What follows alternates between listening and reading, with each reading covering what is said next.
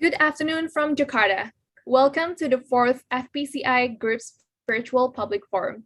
Today's forum is titled Climate Policy Post COP26, What's Next? This public forum is brought to you by Foreign Policy Community of Indonesia in collaboration with National Graduate Institute for Policy Studies, or GRIPS. Ladies and gentlemen, we are providing translation or interpretation feature from English to Japanese. So for participants who want to listen to Japanese audio throughout the session, you can click interpretation button from on the bottom right screen, select Japanese, and then mute the original audio. Without further ado, to open our session today, I would like to invite Dr. Dinopati Jalal, the founder and chairman of Foreign Policy Community of Indonesia, to deliver his opening remarks. Dr. Dino, you may have the floor. Sorry, okay, good. Hello, everybody. I hope you were inviting me to speak because I just lost my audio for a little bit. But I want to welcome all the speakers who are speaking today. Dr. Ishii, who is very famous as a strong voice from Japan on climate issues. Imura-san, my partner in GRIPS, thank you. Jun Arima and Sharon Shea, thank you very much for joining the discussion today. And I must say that after COP26 in Glasgow, I'm feeling a lot better.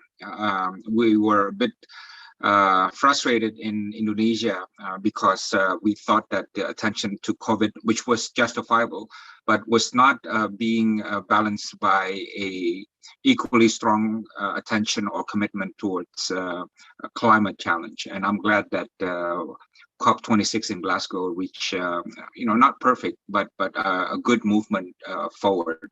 And in my view, the two challenges that come after Glasgow is one, execution. Right, there's always going to be a big challenge because not every country has the same capacity. And secondly, acceleration, right? Because we're seeing many anecdotal evidence that climate change is actually coming a lot sooner. The worst is coming a lot faster than we had anticipated. So, I welcome this discussion on how countries can move forward. Indonesia is chairman of G20 this year. There's a strong push for more. I should let you know that yesterday we met with Minister Luhut, coordinating minister for maritime and investment, and he said that the government is serious about phasing out coal, but just phasing out 5 gigawatt of coal would cost about 25 billion.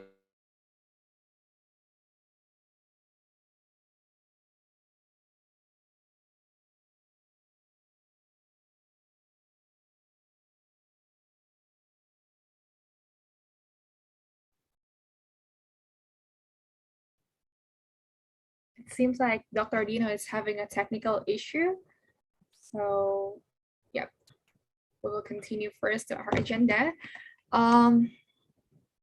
Okay, so next we will listen to a remark from Ambassador Yutaka Imura, who is the former ambassador of Japan to Indonesia and also the senior fellow and visiting professor at National Graduate Institute for Policy Studies, or GRIPS. So let me invite Ambassador Yutaka Imura. Ambassador Imura, you may have the floor. Thank you very much. Good afternoon, Ambassador Dinopati Jalal, Excellencies, distinguished guests, my old friends, ladies and gentlemen. It's a great pleasure for me to participate in the fourth FPCI GRIPS public forum today. Since the middle of last year, GRIPS and FPCI have been collaborating on a variety of intellectual exchange activities, including online lectures and webinars. In last September, GRIPS President Akihiko Tanaka gave a lecture on the theme of building Indo-Pacific cooperation in Asia in the 21st century at the second Southeast Asia Lecture Hall organized by FPCI. The event was attended by 2,500 students, including GRIPS students. FPCI has a wide network with universities in regional cities as well as capital cities. Capital cities. I'm sorry.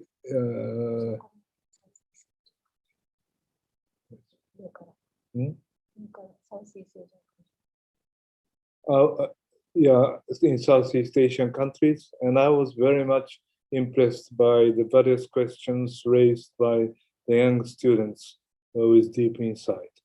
GRIPS has been cooperating with FPCI as a university partner in the management of large symposiums, such as Global Town Hall held by FPCI in November 20, and I was happy to hear that 12,000 people from all over the world attended the symposium this year.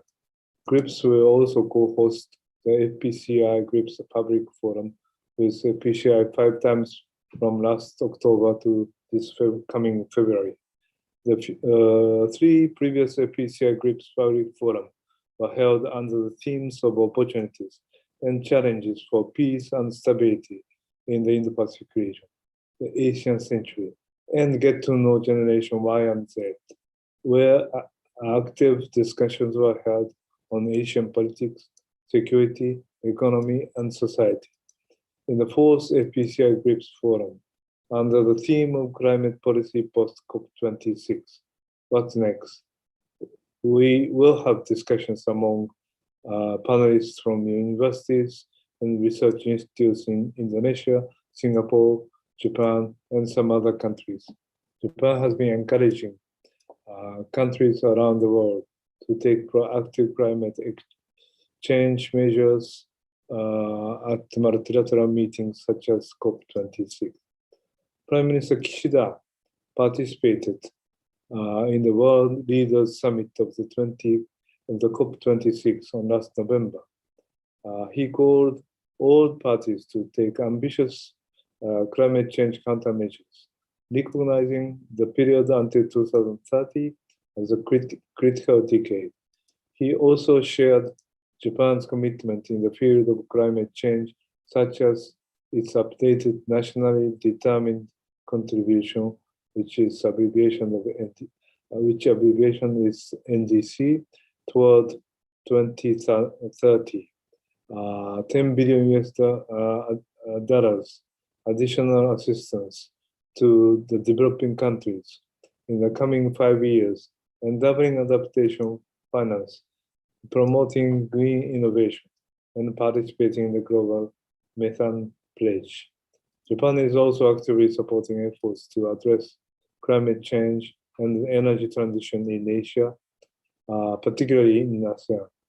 At the ASEAN-Japan Summit held in October last year, prior to the COP26 meeting, Prime Minister Kishida announced the ASEAN-Japan Climate Change Action Agenda 2.0 in order to lead the international community to achieve carbon neutrality, and expressed his commitment to promote cooperation with ASEAN countries in the area of transparency, mitigation, and adaptation.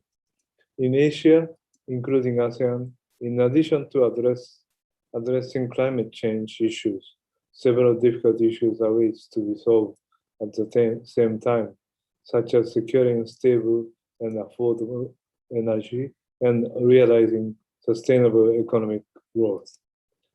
Prime Minister Kishida stated that Japan would provide comprehensive support to ASEAN countries through the formulation of roadmap for energy transition, technical cooperation, and human resource development, including those under Asia Energy Transition Initiative.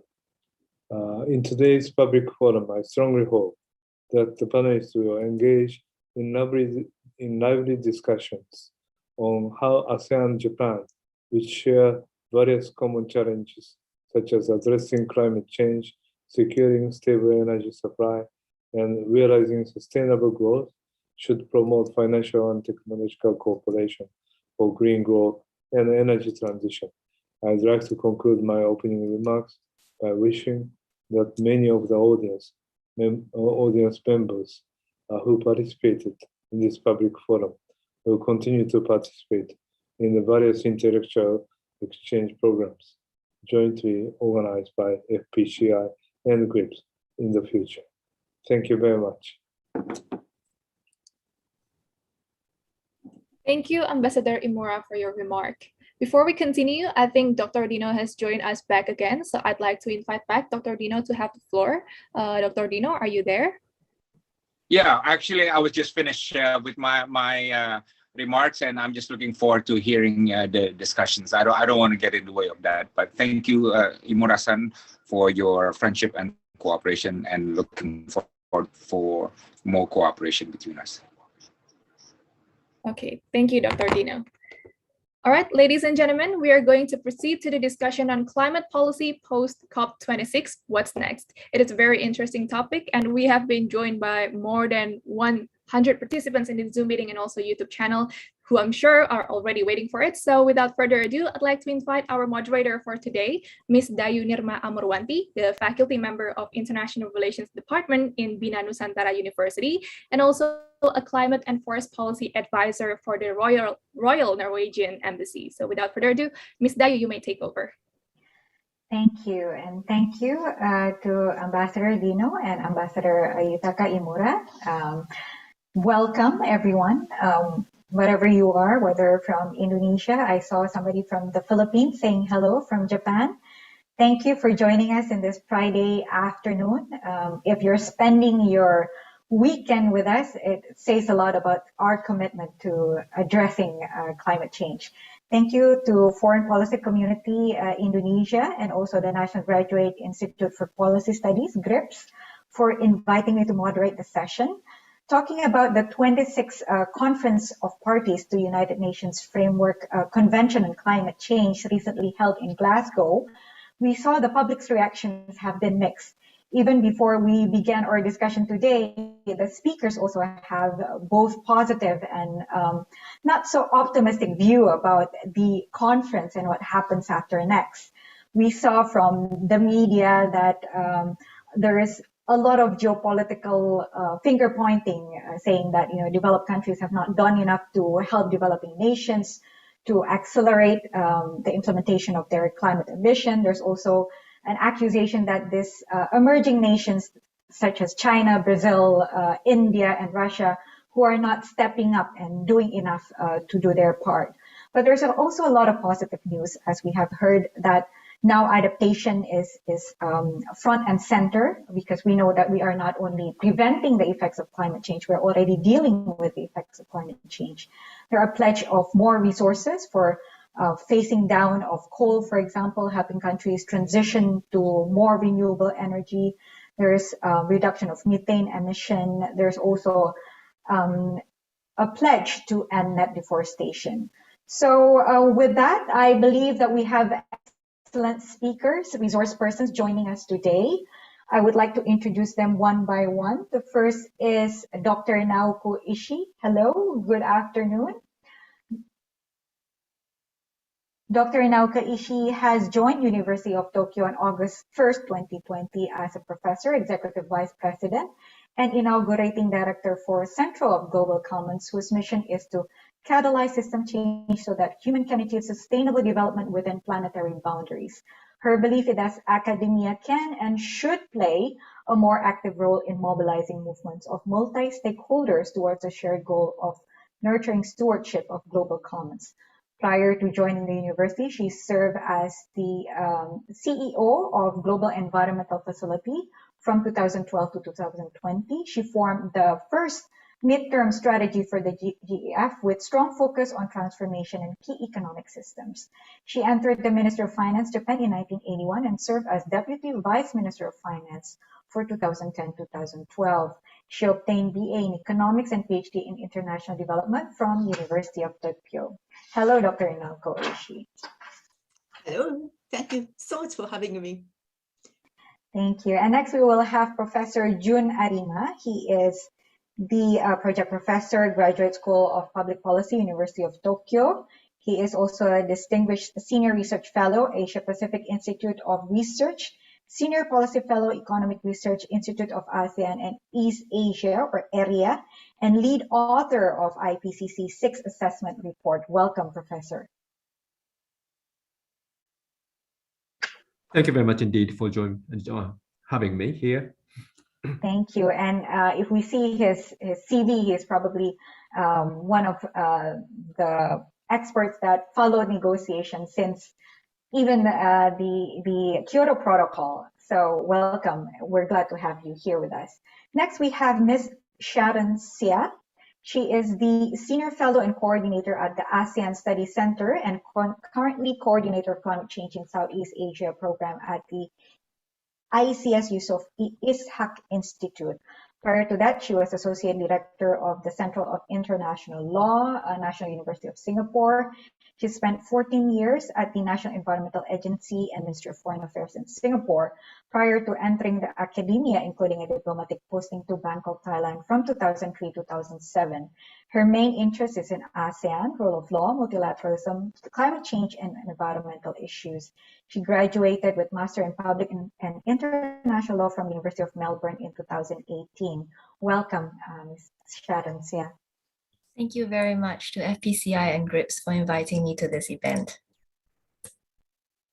Thank you. And we also have Ibu Kukti Handayani Suyahmun, or popularly known as Ibu Kuki Suyahmun, who is currently the Executive Director of IRID and one of the co-founders. She's been working climate change since 1990s. Perhaps some of our participants were not born yet during those times. Her first area in this issue was the scientific modeling, especially in relation to energy sector. She then continued to work on climate policy analysis, as well as international climate negotiation up to the present.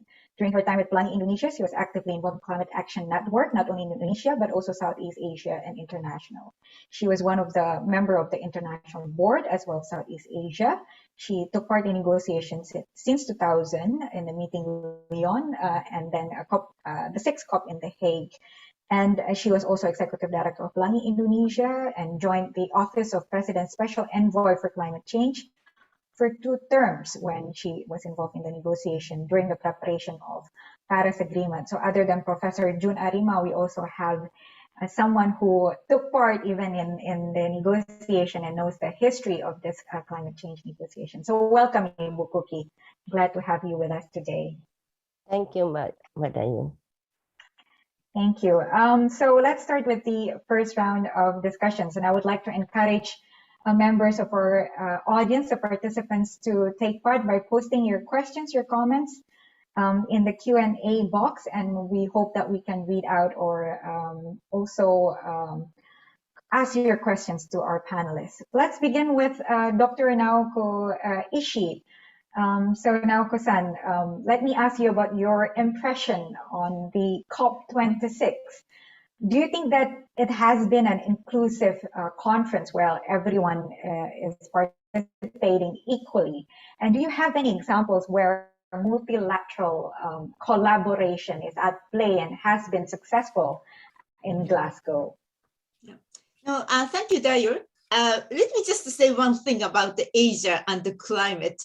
Because I am convinced that the battle of the climate change, it will be either won or lost in Asia. We all know that Asia as a growth center, and then some of us are still very much developing it at the fast pace, and we rely on also that fossil fuel energy. So what we will do for the next decade was so really determine or dictate the future of not only Asia, but also the globe. That's why today's conversation is so critical, so important. I'm so happy that I want to congratulate that FBCI and the GRIPS to take on this very difficult topic. And thank you so much for having us. But we definitely look for the kind of new growth model and how to get out of this fossil fuel, which we know that we cannot rely on forever. But then what we should do next, at the same time, that the one good thing about COP these days is it's not only that the energy, but also we have a focus on the natural capital, which Indonesia and then the Asian countries have plenty of the natural capital. So definitely we are looking for a new growth model for this century. So that is my kind of, my starting point.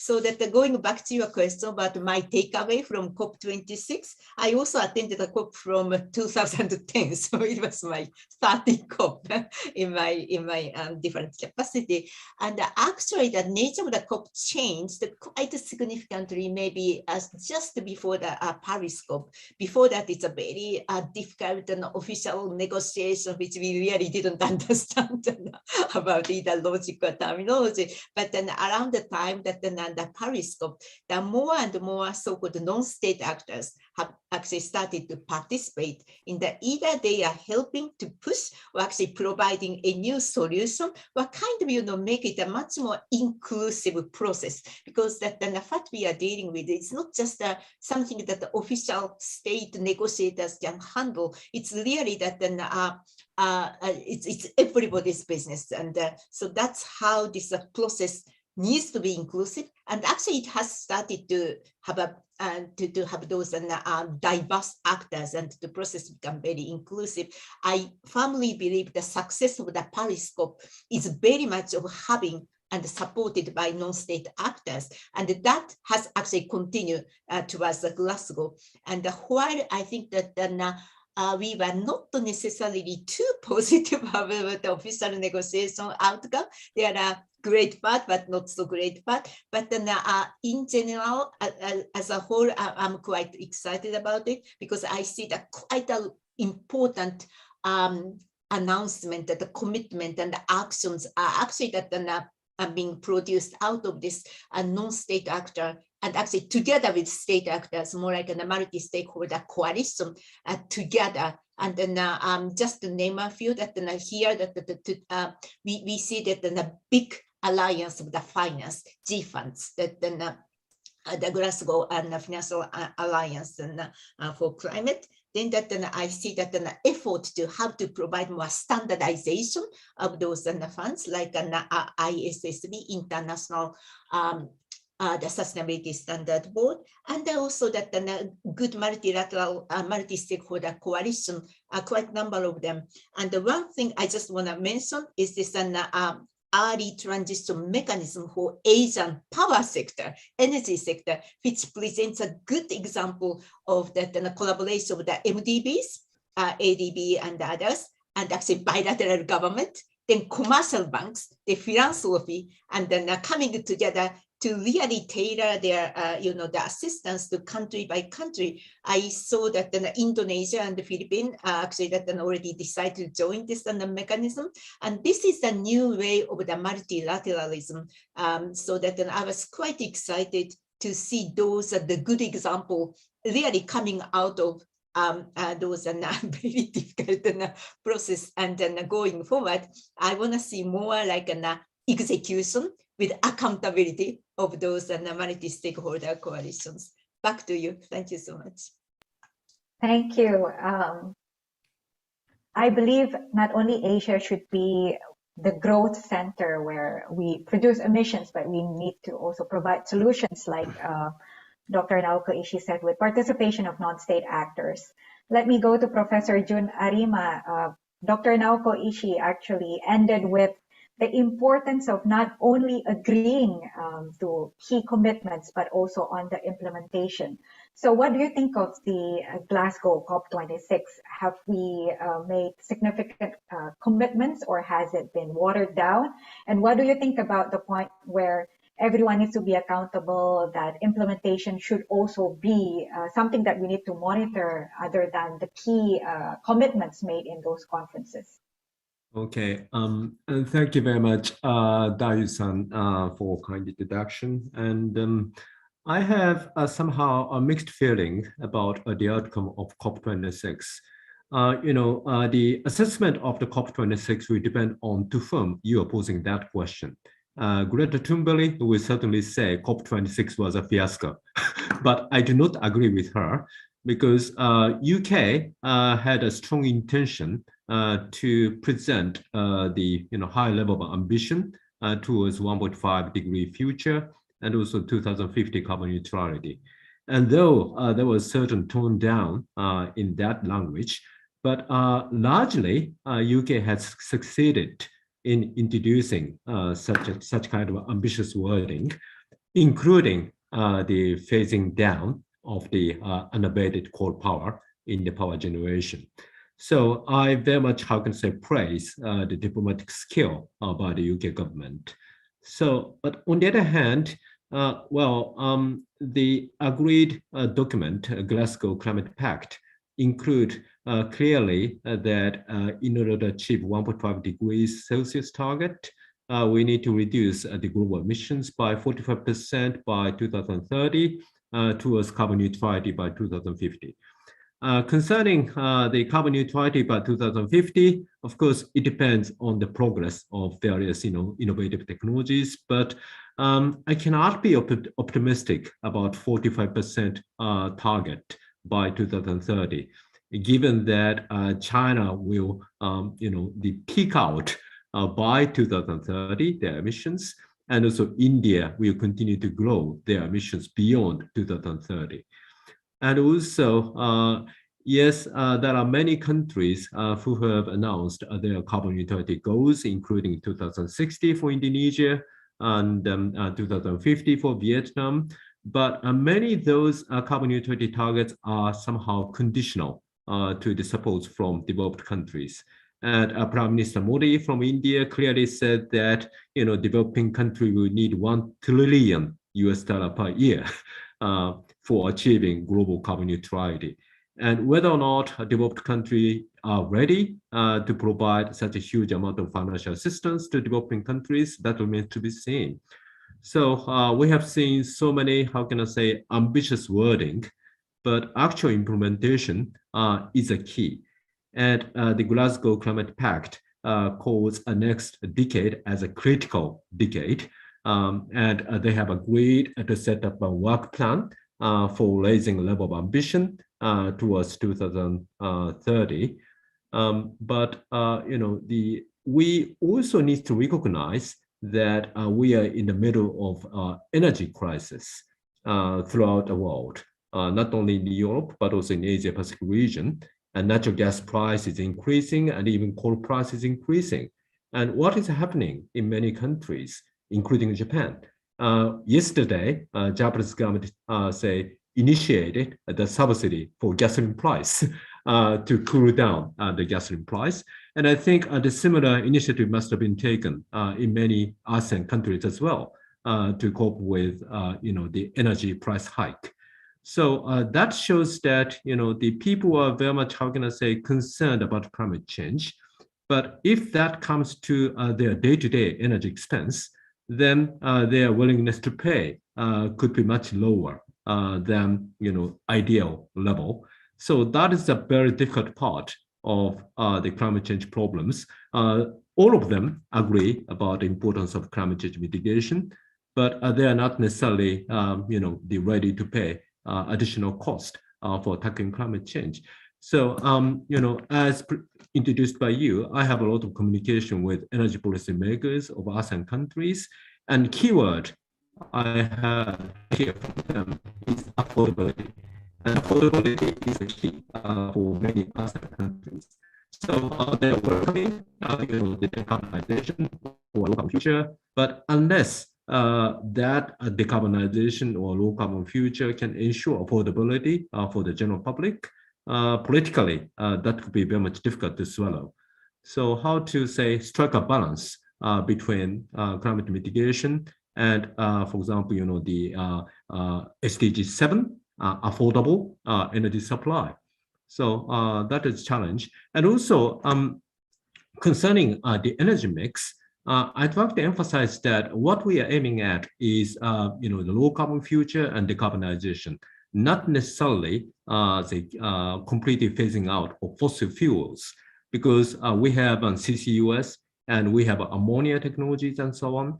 And Prime Minister Kishida clearly said that given that ASEAN countries or Asian countries will still depend on fossil fuel power and fossil fuel energy. So that is why Japan is going to extend support for, say, ammonia technologies or hydrogen technologies in order to reduce the carbon footprint of the, say, fossil fuel use in those countries. So ideological rejection of fossil fuel from Asian energy mix may not be realistic. So we need to be pragmatic and realistic in order to, say, sustain our long-term efforts towards a low-carbon future and eventually carbon neutrality. Thank you. I will stop here. Thank you. And speaking about affordability and making it realistic to the parties, I would like to invite Dr. Sharon Sia because your research interest is on multilateralism. So do you think after Glasgow COP, is it still alive? And what about the geopolitics behind it? We know that the US is back, but everyone is wondering whether President Joe Biden can move past any policies past Congress, for instance. So many are still, a bit doubtful about U.S. being back to the climate negotiation table. And there's also a lot of pointing fingers to China, Brazil, and Russia who are not updating their climate ambition. So do you think multilateralism is still alive and well post the Glasgow COP? And what do you think about the next Glasgow that is going to, the next COP that is going to be hosted by Egypt? Yeah, thank you very much for the question and also very stimulating interventions by the previous two speakers.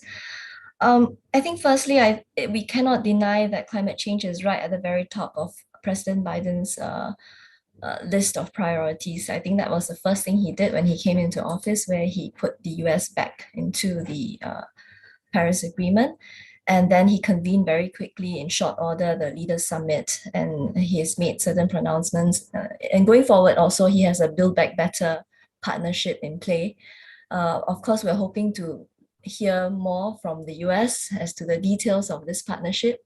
He has also promulgated the Global Methane Pledge, where he's getting China to come in to work together to reduce methane leakage and to control the emissions.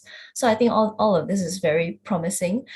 It remains to be seen, of course, whether there's going to be a follow-through at the working level as to whether these sorts of pledges will really take place. So I think coming out of COP26, there's a lot of optimism because there were so many political pledges and the media tended to put a lot of attention on that. But let's remember, these are only political pledges. What we want to see is whether these political pledges make their way into the NDCs and into the long-term low emission development strategies of these countries. That means that academics like me will be spending all of my time in the next few years examining whether countries are really serious about putting the pledges into play. I won't say that multilateralism has died. It's actually taken a hiatus because of COVID-19. I think the UNFCCC Secretariat made a very good effort to keep the momentum alive. They put a lot of meetings on Zoom. And in fact, if you were just a member of the public, you could find so many of the proceedings being made available online, where in the past you have to be there physically on the ground to attend the meetings and listen into the side events. So it's quite understandable because COVID has forced everyone to look inwards and to settle their public health threat. They had to close borders and ensure that the public remains safe. But I think with hopefully the severity of Omicron is not there. Hopefully we will move back to some kind of a new normal where we can start to really work on multilateral cooperation. So at COP, we found that there were some outcomes that were not so satisfactory and some that were quite okay. So by that nature of multilateralism, it means that we have to give some and we also have to take some. But in that process, we need to move everyone closer to the goal. And I think some of these goals coming out of the Glasgow Climate Pact has sort of changed and tightened, where in the past we talked about 2 degrees, the Glasgow Climate Pact now talks about 1.5. And I think countries need to be very aware that when they are making the NDC pledges and putting policies in place, you must be very realistic as to what you will achieve in all of your policies. So there's that differentiation and also, of course, your phase out versus phase down. And I think one very small word missed out there is unabated. So I agree with Professor Jun Arima that, ideological rejection of fossil fuel is not going to be helpful. No matter what, in this region, in Asia Pacific, we still have not reached the development levels that we desire, and we cannot deny the countries that level of development they want to achieve, which means that fossil fuel will still play a part, but hopefully we will reduce the role of fossil fuel over time. So where it is now maybe over 90%, we bring it down as we continue investing in energy infrastructure, and we kick in our ASEAN power grid, hopefully. And then there are also other parts of COP26 where we have the Article 6 that allows countries to cooperate with each other using mechanisms such as a carbon market. I think if we can do that well and not greenwash our credits, we do stand a chance of making an impact. So somebody has previously criticized what we have been doing in negotiations as rearranging the deck chairs on the Titanic, right? So I think we've already rearranged it. It's time to start bailing out the water and save the ship. And that's where countries have to come in and really plan for an orderly and systematic energy transition. Now, here I am talking about mitigation, of course, and not forgetting that adaptation also plays a very huge part. And here is where our developed country partners have to come in to help our ASEAN counterparts to do this. Why? Because in all of our NDCs, 7 out of 10 countries have put conditional targets, and that means they need to receive international assistance. Only Brunei, Malaysia, and Singapore do not have these conditions imposed, and they are willing to meet their targets based on their own ability and capacities. So 7 out of 10, that's not very good news, but hopefully with assistance, they can achieve those targets. And at this point, I really do not see how we can achieve that 45% reduction by 2030 goal with present policies, which means countries, governments need to go back and be very radical in rethinking their policies. And one last point, I do a survey every year on climate perceptions of Southeast Asians, and it's quite clear to us that Southeast Asians do want to see more. About 45% of them say that governments are aware of climate change threat, but have not allocated enough resources. Of this, I think 52% of Indonesians share that view. So they definitely want to see more being done. But coming back to Professor Arima's point, when we ask them who should bear the burden, the individual does not want to bear the burden. The individual says governments first, and then big corporations must pay the price before it comes down to me, the individual.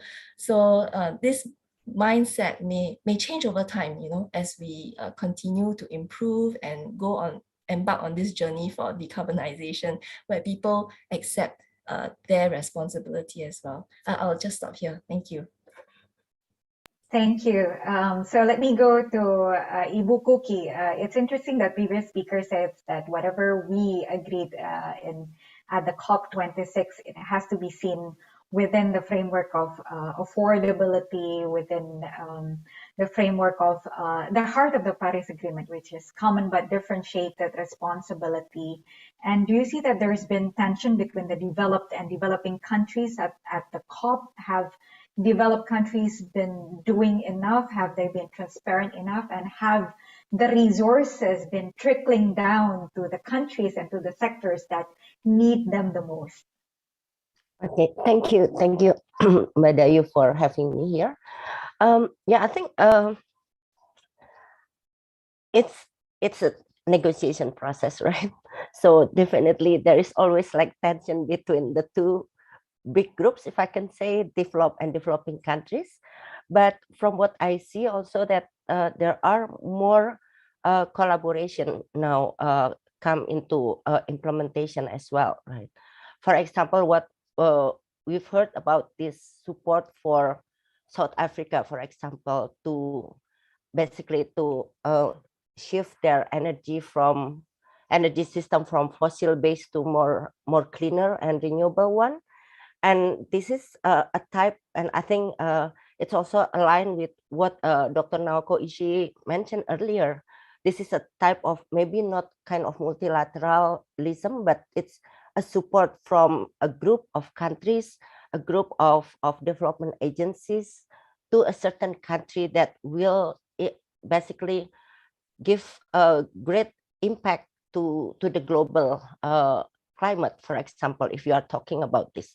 And this is also what, if we are looking at Indonesia, and I think Pak Dino mentioned also earlier, from what we already plan now, we need that huge amount of financial resources.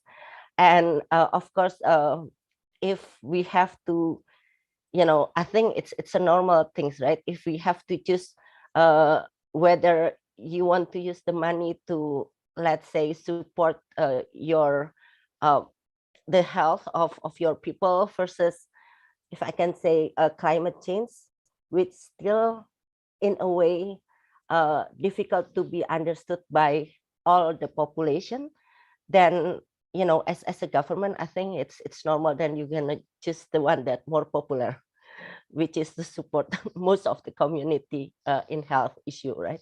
So I think this is one thing that becoming a very important consideration for developing countries. And also as developing countries around the world, they are in fact have been affected the most, right? So the impact of climate change are basically how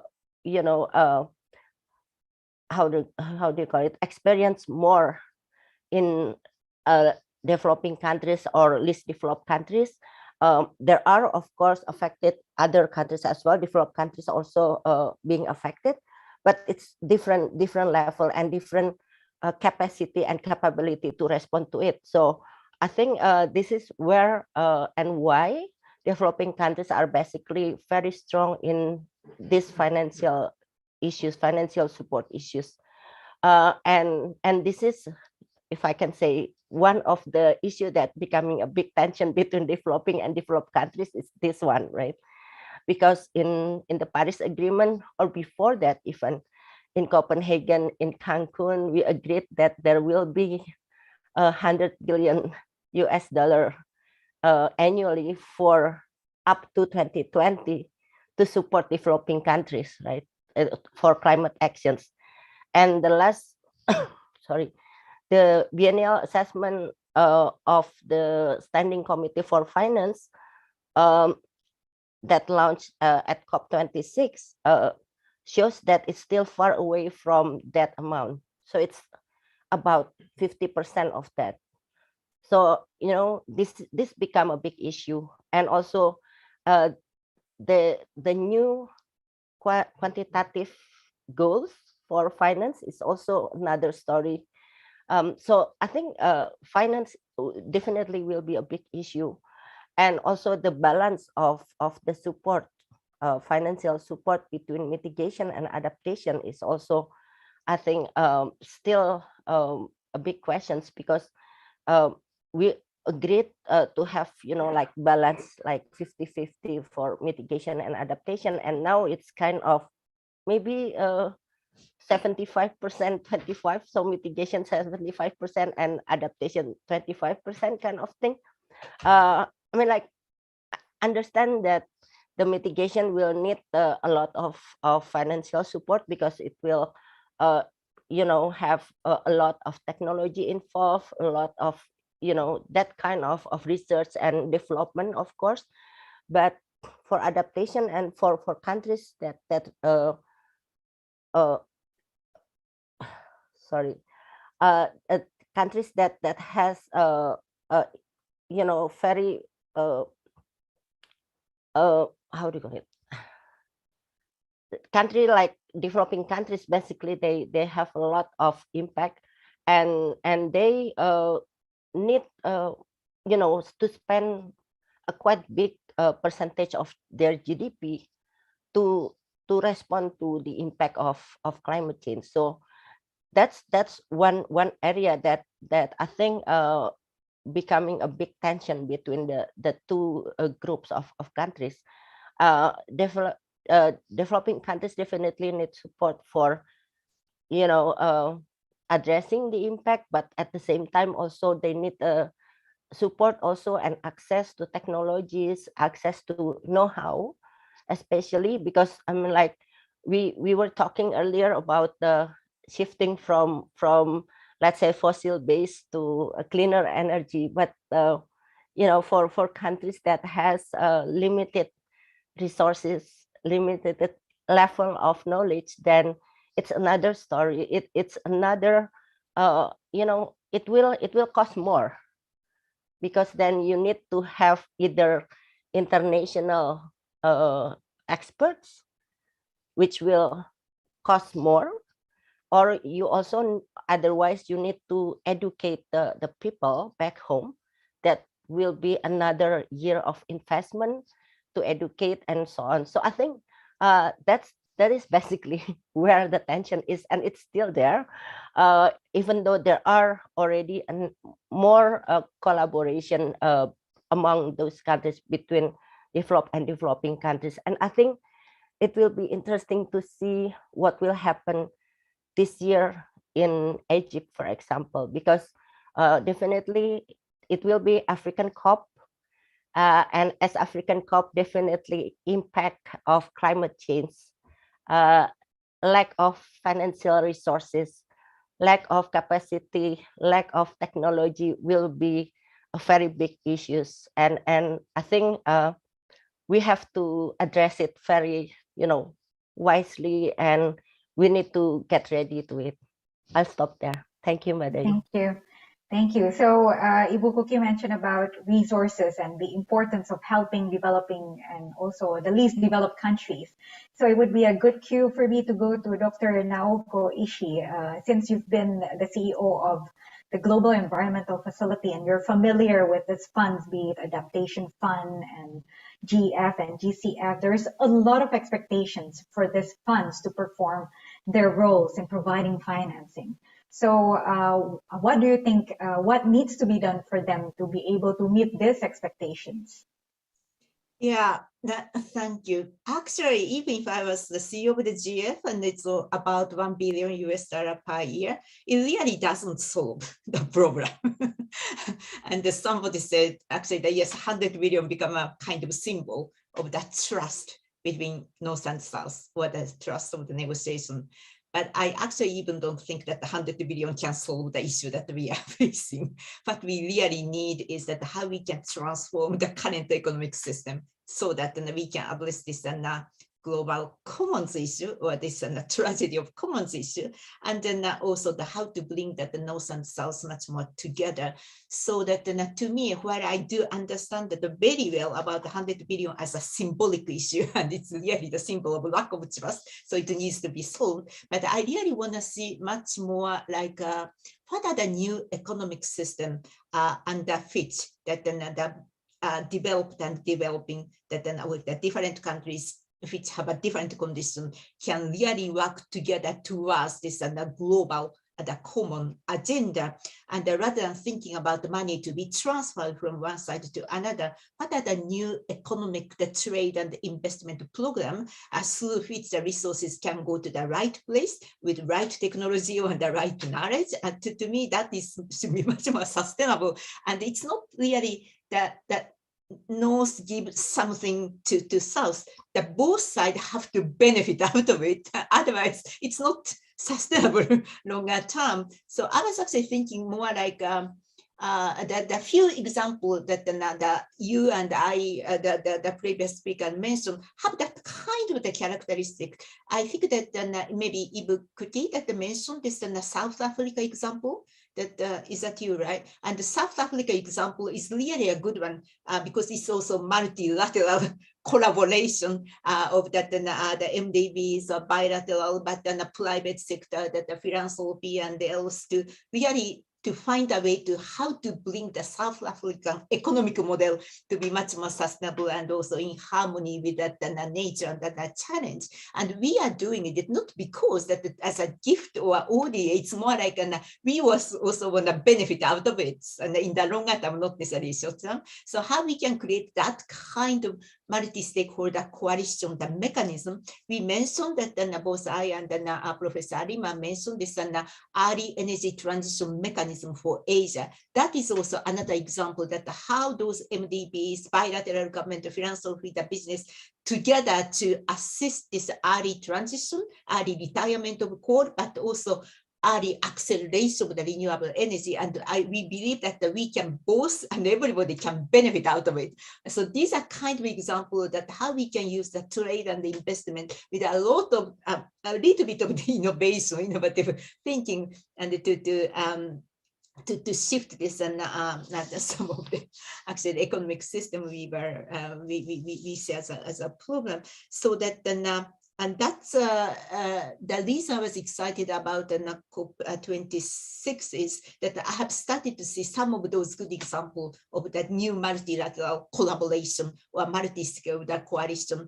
And then we all question about the enforceability or accountability, and those new mechanisms also are trying to see that how it can be implemented and then how the accountability be met. So I see quite a good the progress forward, and I'm expecting the COP27 will give us more of those and example. Just going back to your original question that yes, those are the multi-funds and the targeted or actually the tailored to the climate issue can do still the great thing that because these are grant money in many cases, and so that they can provide that policy advice, and they can take the risk of the private sector or other long-term investment cannot take, and they can actually bond the different stakeholders together as a part of this multi-stakeholder coalition. So those funds are extremely important, but it doesn't really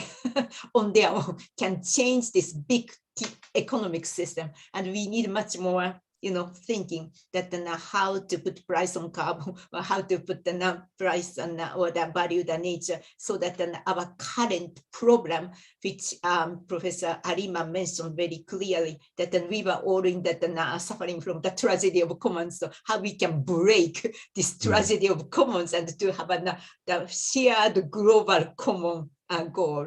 So that's what we want to do together.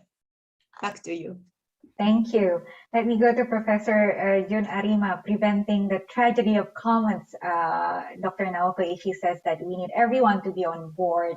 What about the private sector? How do we, or how should they be incentivized to take part? You mentioned that there's a energy crisis looming.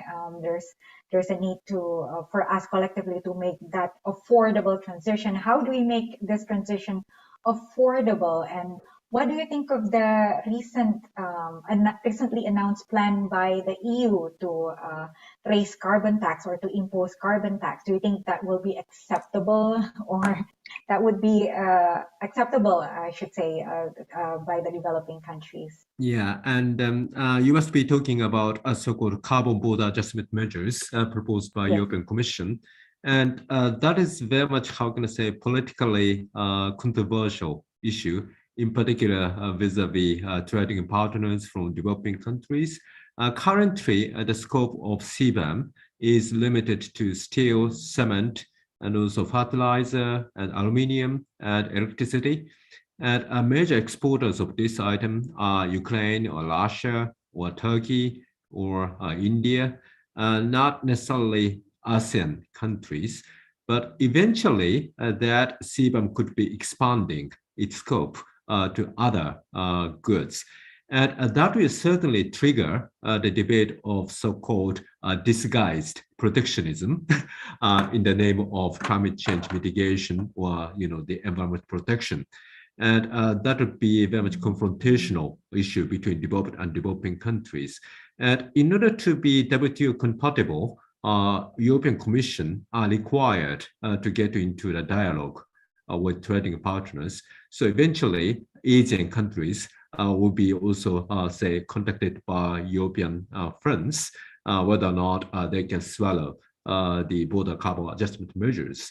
And I'm not so, how can I say, convinced about the wide application of CBAM because of its technical complexity for calculating carbon contents, in particular for complicated goods, going through global supply chain. and also possible implication to, say, a trade war between the major emerging economies and the developed countries.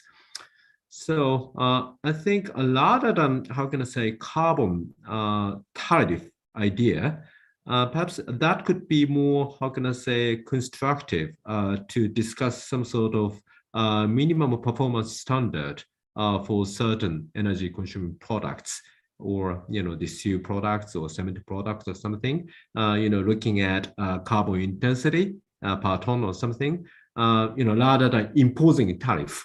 But let's agree on minimum performance standard among major trading partners in major sectors. So it is called a sectoral approach. But that kind of approach could be more, how can I say, politically constructive compared with imposing tariff unilaterally by EU to developing country partners. And then coming back to your original question, what is the incentive for the private sectors to be engaged in low carbon future? I think one good news is there is a growing trend in such area as TCFD, the task force of carbon-related financial disclosure, or CDP, or others. Many global companies are under pressure to say present their say carbon data, right? So I think private companies has its own incentive to decrease its carbon emissions, either direct emissions or indirect emissions. And and in the COP26, we have agreed upon the Article 6, the market mechanism. So perhaps that could incentivize the private enterprises in developed countries to do some sort of low carbon projects in developing countries, so that they can say make an access to cheaper carbon credits. So you may call it as a greenwashing. Greta Thunberg might call it as a greenwashing, but I do not necessarily agree with her, because that will say accelerate the trade and investment in the green field. So I think the one big achievement of COP26 is agreement of Article number 6, and I hope that will trigger more active trade and investment for the environmental friendly activities. Thank you. I will stop here. Thank you. Let me go to Dr. Sharon Seah. Professor Jun Arima mentioned that there's many instruments that are currently being developed, and probably you may have heard that Indonesia may think about having a carbon crypto product being released into the market. So looking at ASEAN member states, you also mentioned that there's disparity or differences among them. Some are able to meet their climate ambition, perhaps, by their own resources and capabilities. So do you think that ASEAN member states are ready to take on the market and different instruments are coming to them? Or do you think they are in a stage where they still need the transfer of technology and this very high support from the international community? Yeah, I think that all of our ASEAN member states have indicated in their 2021 NDCs that they intend to use some form of carbon market mechanisms. So a lot of awareness raising and capacity building needs to be done in that respect. And besides that, you also do need to create an enabling regulatory environment for such projects to take off. So while I can see that, in the sense that if you can get private sector to come in and invest in certain carbon projects or carbon offset projects, create those credits that have integrity, can stand up to scrutiny, it will be a win-win situation. But in order for private sector to do that, governments need to provide an enabling and transparent and accountable framework so that the private sector has confidence to be able to enter that market. So just speaking where I am, for Singapore, I think there's already a lot of great interest. So Singapore has started a voluntary carbon market. It's called a Climate Impact X. It was started in the middle of last year. And it's still very new, but I believe that the interest and the take-up in a voluntary carbon trading system will take place eventually. But in ASEAN member states, right, what you need to do is, first of all, they have to have a standard MRV system in place to measure their GHG inventories. So firstly, you need to know your own baseline, and then you need to know how much of your carbon sinks are in place. So it's an actual accounting system that needs to be in place firstly. And that's the part that needs capacity building from various parties who are experienced in doing this. Some of the smaller countries in our region do not have that experience. I think Indonesia has had some experience in cooperating, for instance, with Japan for certain carbon projects. And you also have experience in REDD plus and so on. So that baseline of experience is already there. But for other countries, it's not the case. So we need capacity building in that area. And then in the other areas will be basically countries have to then think about setting your carbon tax and also putting in place your emissions trading schemes. And that is a kind of a long process and politically treacherous for some countries to impose a carbon tax whereby, you know, your first, of course, like in Singapore's case, they targeted the large emitters. And as I understand it, the Singapore's carbon tax from $5 will be reviewed. And when the government says review, it usually means it will be revised. So it's sort of a hint to the emitters that watch out, there is going to be an increase. And I believe that over time, this carbon tax will filter down to other aspects of our economy. And for other countries that are thinking of doing that, I believe they've already been working on this and will be instituting their own carbon tax. So it'll be exciting and interesting over the next decade to see how all of the different countries' plans will fall into place and whether we can actually merge and come together in a kind of a trading system that works for everyone and meeting your NDC targets. Yeah, it's challenging, but it can be done, I believe, if we have enough of the resources coming from our partners. Yeah. I hope I answered the question.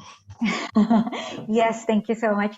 And to Ibu Kuki, since Indonesia is the president for G20 this year, what do you think are the key takeaways from the Glasgow COP that Indonesia would like to raise in the conference this year?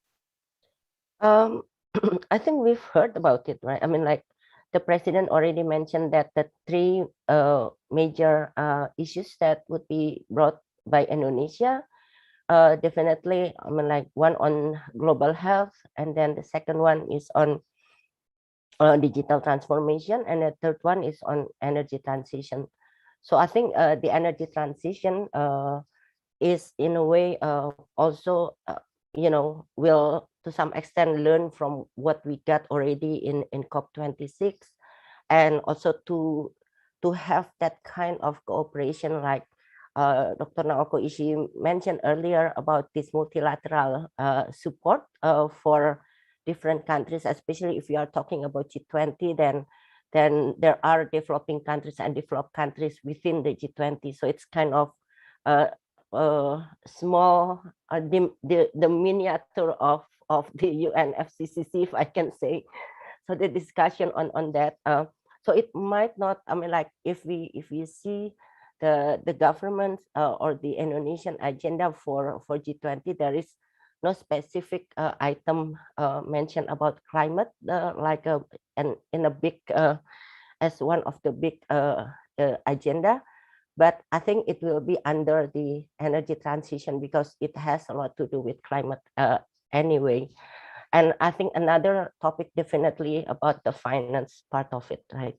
Because there is also an agenda on the macroeconomics impact of climate change.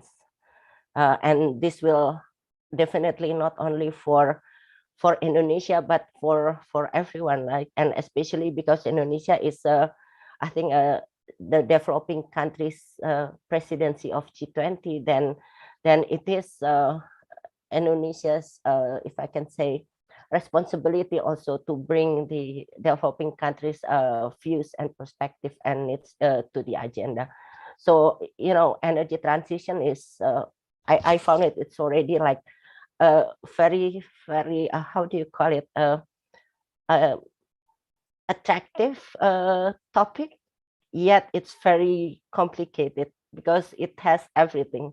It has finance, it has technology, it has capacity, it has also all this cooperation and collaboration. I think that's my I think my impression from what happened from COP26 and what we see in Indonesia's presidency of G20 agenda. So I hope that answer, Mbak Dayu. Yes, thank you so much, Ibu Kuki. Let us go to the question and answer from our audience. Let me go first to actually Professor Jun Arima, because there's a lot of questions on the Japanese government to willingness to help Indonesia in making its way to transition away from coal. We have a question from IFAN, for example, Indonesia Renewable Energy Society, and also from Bina Sujana from Indonesia from CMKP law firm. So is the Japanese government willing to provide support to developing countries such as Indonesia in terms of transfer of technology and also financing for its whole transition, or I should say finding alternative energy to reduce reliance on coal and fossil fuel? Yeah, thank you very much. And as I described, Prime Minister Kishida clearly mentioned that he's willing to support Asian countries for Asian Energy Transition Initiative, acknowledging that Asian countries are still very much relying on fossil fuels. So there are many technologies for reducing carbon footprint from the current energy mix, including switching from coal to natural gas, and also co-firing between coal and ammonia or biomass and so on, and also co-firing between natural gas and hydrogen, and of course switch from coal to renewables. And I do not think renewable is the only answer for low carbon future and decarbonization in Asian countries. That will certainly reflect the national specific circumstances. But the intention of Japanese government is we are going to help Asian countries individually, depending on their specific national circumstances after having a dialogue. And so that kind of tailor-made support is quite important, rather than applying stretch jacket to everybody, because the diversity is one of the keywords in ASEAN countries, and Japan is a long-term friend of ASEAN countries, and we know how ASEAN politics will evolve. So therefore, Japanese government is very much willing to support Indonesia and other ASEAN countries, paying particular attention to their priority and also specific national circumstances. Thank you. And let me go to Dr. Naoko Ishii. There's a question from Fahri Anas, IIGF Indonesia. The climate change negotiation is sometimes highly influenced by state leaders, and we have seen how the U.S. actually pulled away from climate negotiation when President Trump was in power. So how much do you think that events like this may derail the countries from its negotiation and its common agenda to mitigate and prevent climate change? Yeah, thank you for a great question, actually. And we are all relieved that the US is back to the club. But I would say that we also realize, as we discussed for the last 1 hour or so, it's not just the state that these days, it's really the combination of the state power, but also supported by non-state actors. And I see a strong push to get those state negotiations forward by those non-state actors coalition. And actually they have produced quite a good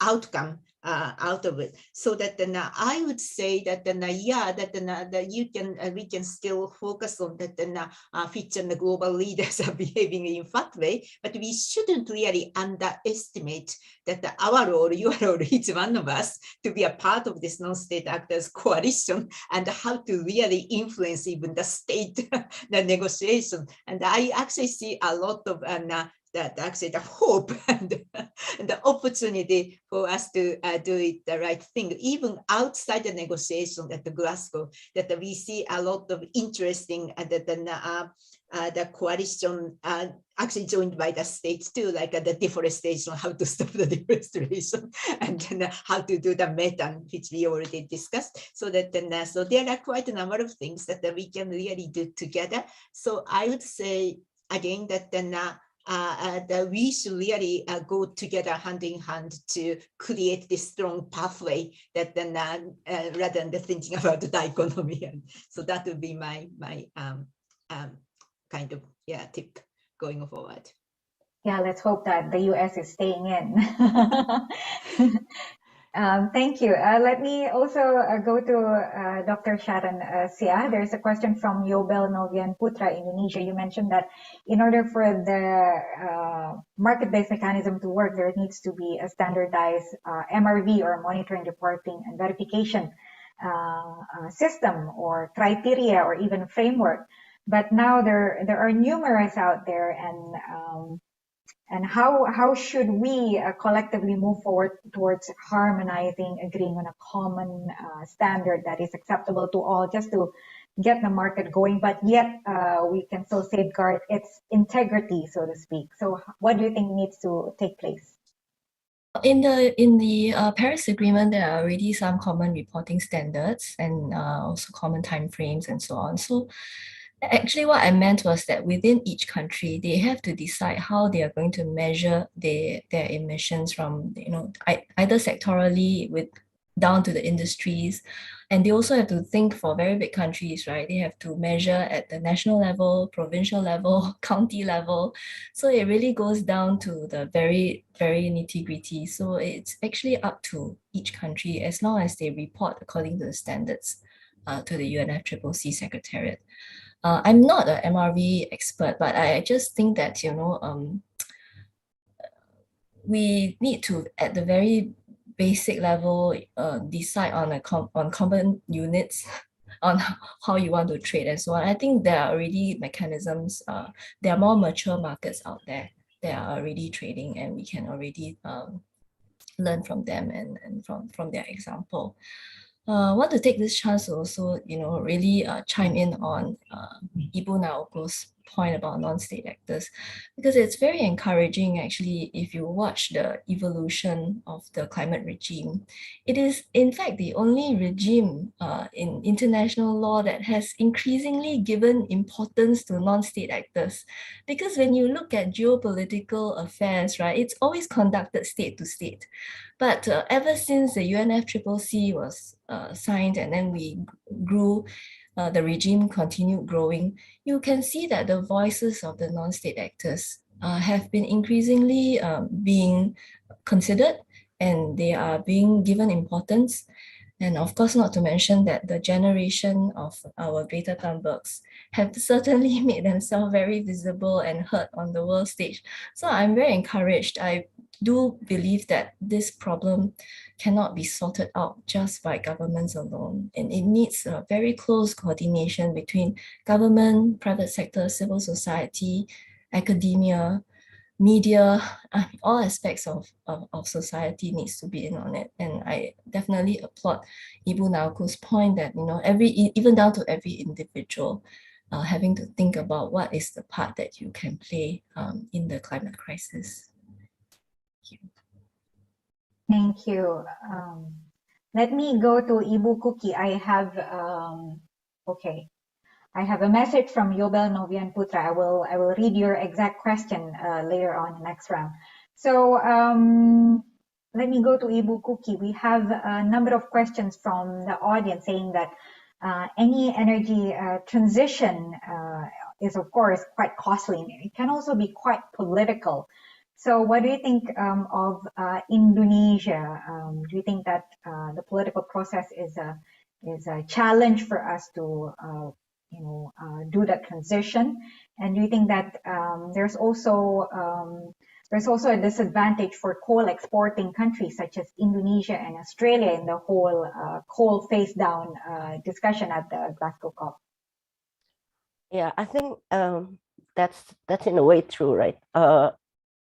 Anything is basically really depend on the politics of any country. But I think for each country, then the politics will have their own, how do you call it? Maybe if I can say key issues or key target.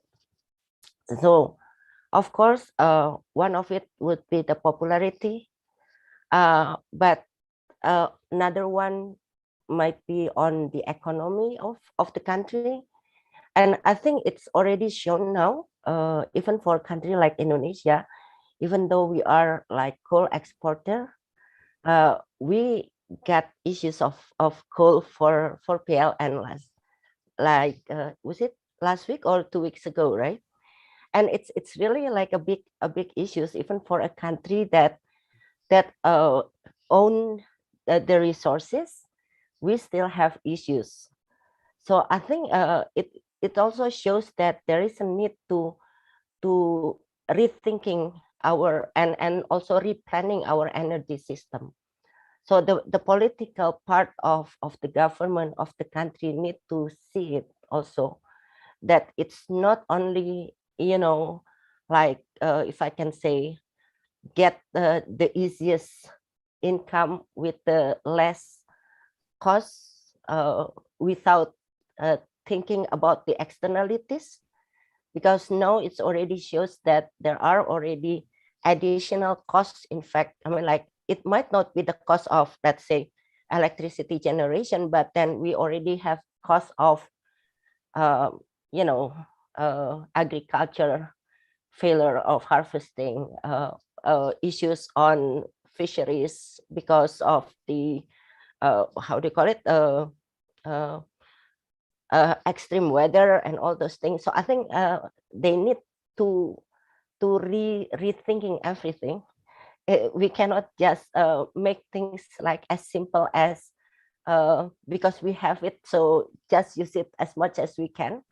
I mean, that would be nice if you can, but you cannot do that because you have to be responsible of others as well, and at least you have to be responsible of your own constituencies, right? So yeah, I mean, like, of course politics will be everywhere, but I think as Ibu Naoko mentioned earlier, this is time for us, like the coalition of non-state actors, to send the right message to the government, to send the right message to not only to the government but also to other non-state actors, because there are also different part of group of non-state actors, right? So that we can in a way be wiser, if I can say that. Thank you, Madayu. Thank you. Of course, everything is political. This is not isolated, related to climate change alone. But the other thing that is political is the taxonomy, or whether one sector or one technology can be considered green and not green in another country. So the question from Yobel Novian Putra is, he has given an example that EU has excluded waste to energy incinerator from their sustainable finance taxonomy because it's carbon intensive and it's basically hinders waste reduction target. However, it is still considered green in Japan, for example, as it is committed to export WTE incinerator from Osaka Blue Ocean Vision, and it's also part of ABB's new energy policy. So would anyone would like to comment on that taxonomy can be different from one country to the other? And perhaps, okay, Professor Jun Arima, you raise your hand, please. Yes, thank you very much. And of course, European taxonomy is being developed based on European context. But Asian countries have a different energy landscape. and also very much different economic development stage. So I think European standards should not be applied to all over the world.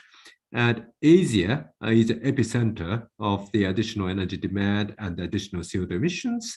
So therefore, Asian countries need to develop their own, how can I say, transition finance, and also eventually going towards decarbonization future.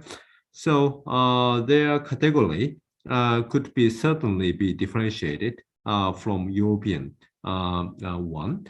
And EU has an advantage. Once they have developed their own standard, then in Vienna Convention, in the international standardization organizations, they can go immediately to the final stage to make European standard to a global standard.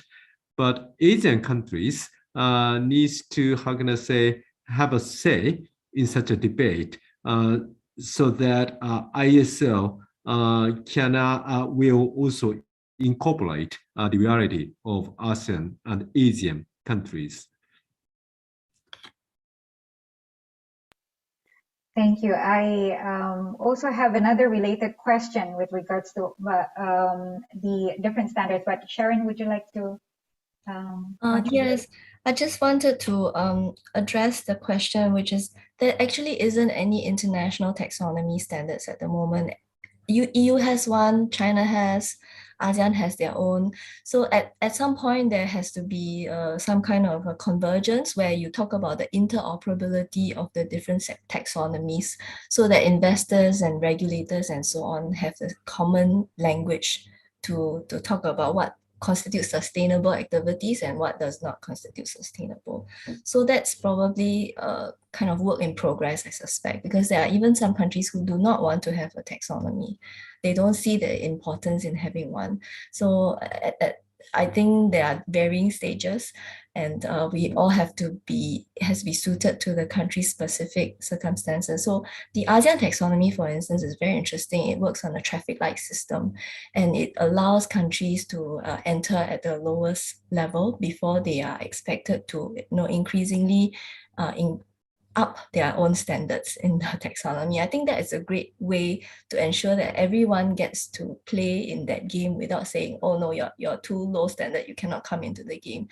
Everyone gets in, and then we try to improve everybody's performance as we go along. But that is very different from the EU taxonomy. They have a different set of standards. Yeah. Thank you. Dr. Naoko Ishii?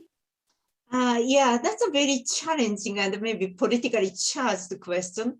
I have to say I do have a slightly different opinion from Professor Arima. I actually don't think that we should have too many different standards, or that the Asian standard shouldn't be that different than whichever standard either EU or other countries. And at the end of the day, we have a common goal of let's achieve that the carbon neutrality by 2050 or mid-century. That depending on which country you are, that then maybe that the goal may be 2060 or even 2070. But as a globe, we have to find a way to get as close as possible to carbon neutrality. Otherwise, we would be all dead. So that, I think this common goal to set the common goal and we work together towards that goal is extremely important. So whichever standard you may want to come up with, ideally speaking, they are all science-based. And then we need to, and ideally speaking, that not to confuse the investors and the consumers and the citizens. At some point, we have to see the convergence of those and the standard. And then there is a question about CBAM. And of course, I really don't have a nitty-gritty of that understanding, but in general, I want to emphasize in general, the one way to change the system, as Ibu Kuti mentioned, that everything needs to be replanned and that the system needs to be replanned. That then one thing we need to find a way is how to price that the carbon, that how to price the natural capital, how to price those externalities. And this price shouldn't be that different from one region to another, because one common goal is to achieve the carbon neutrality by mid-century. And to me, the CBAM is one way to do this and pricing the carbon. And then it may be one way for other countries to really join that kind of thinking, so that I'm less hostile on that idea. I want to see just one pricing on the carbon along the world. And to me, that is one way to catalyze the system change. And I really hope that Asia, ASEAN, the G20, and you are hosting the G20, can really drive this and a very politically charged the question in the right direction. Thank you.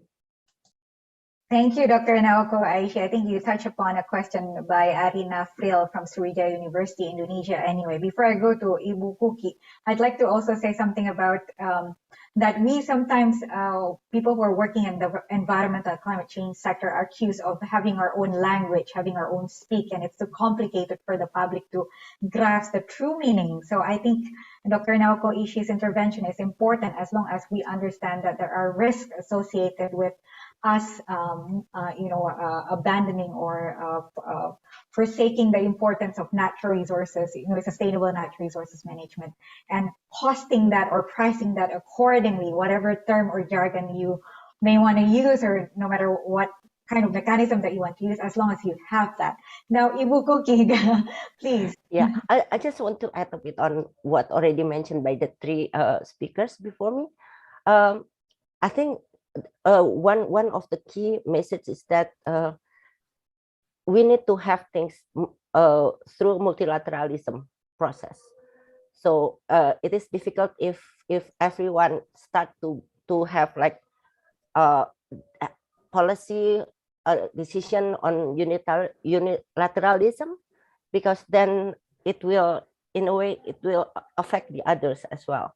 But I think to be able to have it like as a multilateralism through a multilateralism process, then what we need also is to increase the capacity of all different, let's say if we are talking about this, then maybe all different countries, so that they have the same understanding, they have the same term, and all these things, so that everyone basically can understand. If let's say one country come with the idea of CBAM, then everyone understand what is it, and they can in a way give response as well. And I think one of the issues, if I can say, Mbak Dayu, to refer to your first questions, I think on the difference or the tension between developing and developed countries, there is also that kind of unilateralism that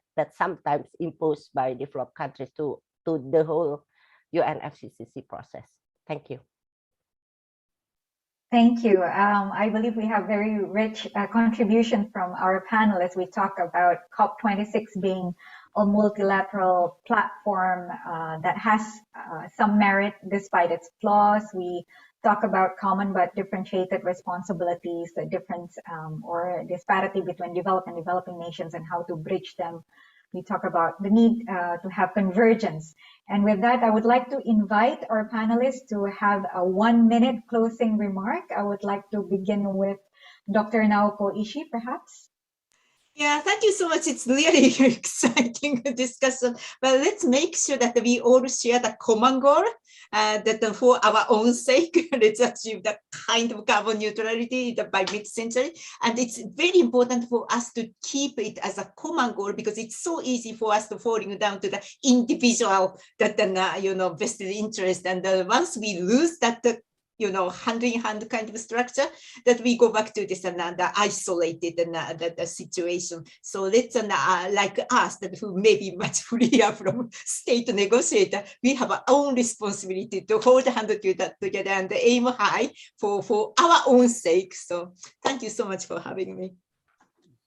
Thank you. Let me now invite Professor Jun Arima. Thank you very much. And generally speaking, we tend to be very much obsessed with emission reduction target numbers. But what makes that number achievement possible is the performance of various technologies and also cost.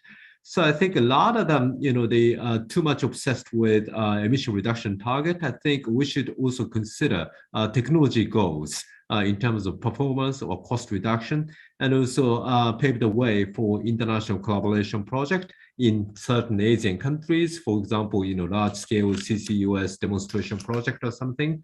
That could be much more constructive.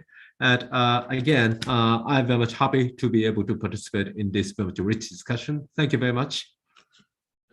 Thank you, Dr. Sharon. Thank you so much. So basically, ASEAN just contributes only 5.6% of the total GHG emissions in the world, according to data in 2018. So we are just like a small drop in the bucket.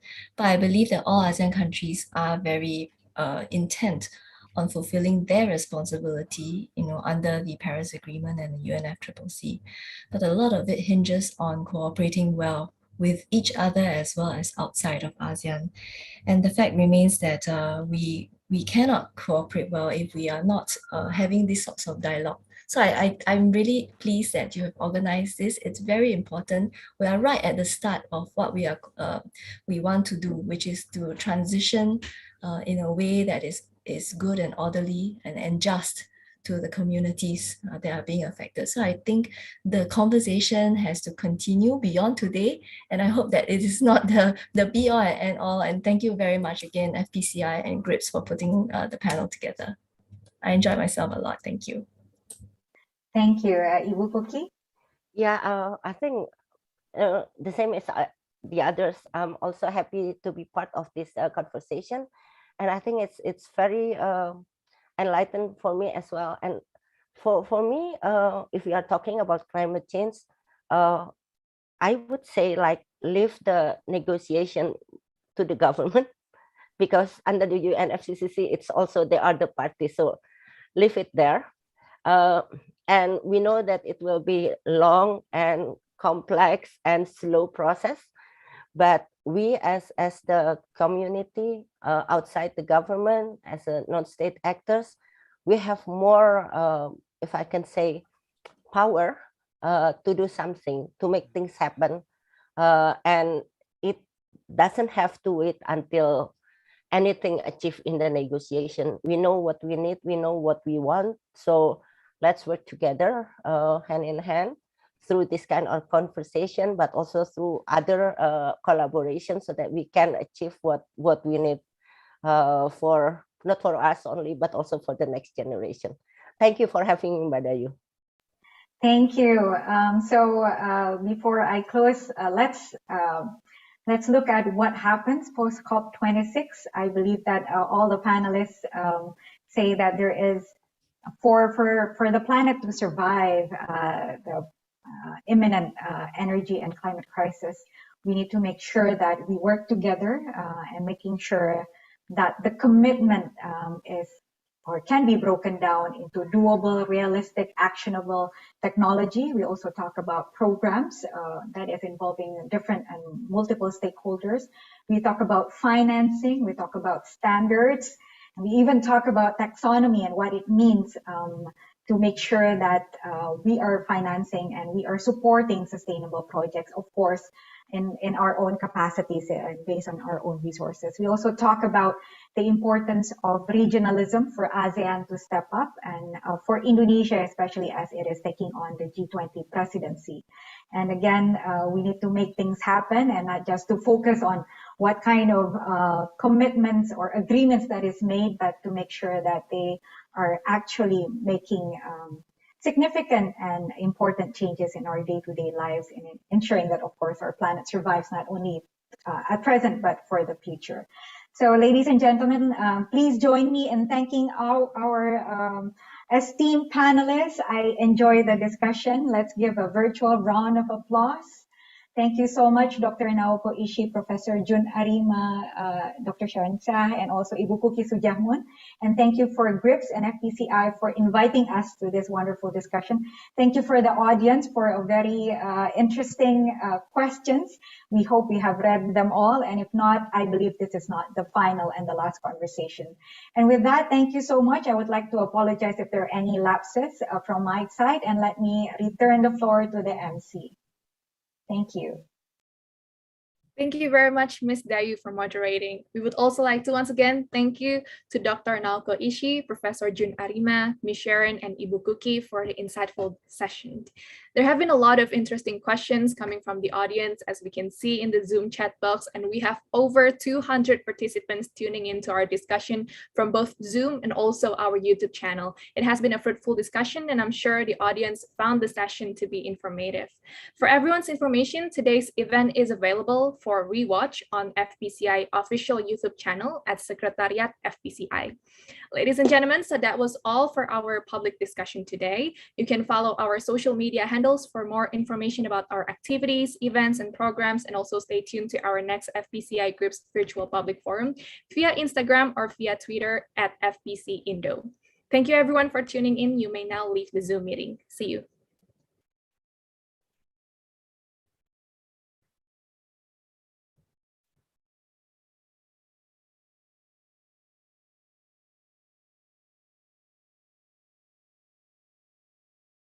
Thank you.